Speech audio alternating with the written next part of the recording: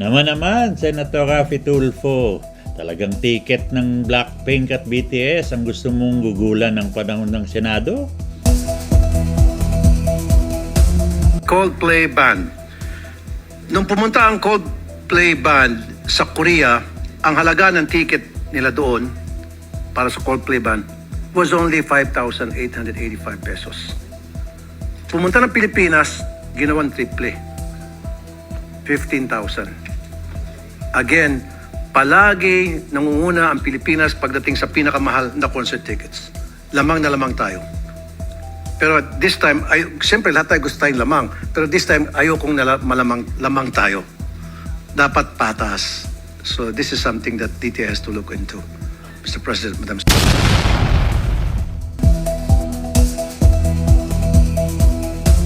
Di ba pwedeng unahin na lang ang pagpigil at paghinto ng kurakutan sa kaban ng bayan? Bilyon na po ang ninanakaw, Senator Raffy Tulfo.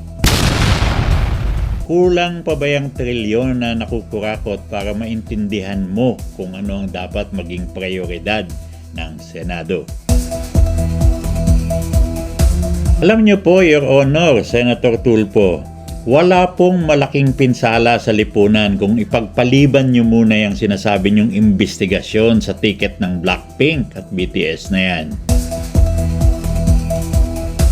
Luxury spending po yan. Ibig sabihin, ang sektor na apektado ay sektor ng mayayaman. Ano yan? Iimbestigahan nyo na rin kung bakit mahal ang Louis Vuitton bag at Hermes?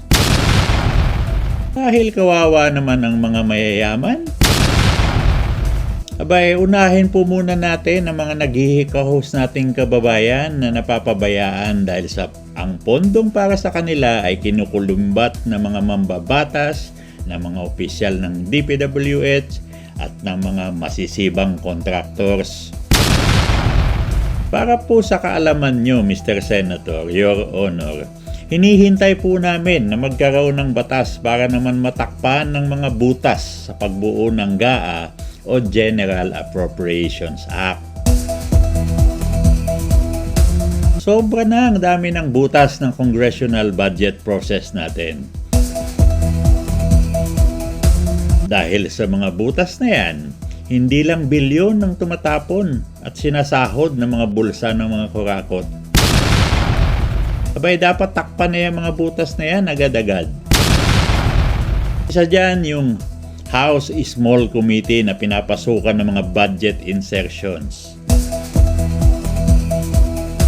Mr. Tulfo, magpanukala po kayo ng batas na ipagbabawal yung committee na tinatawag ng small pero big ang insertions.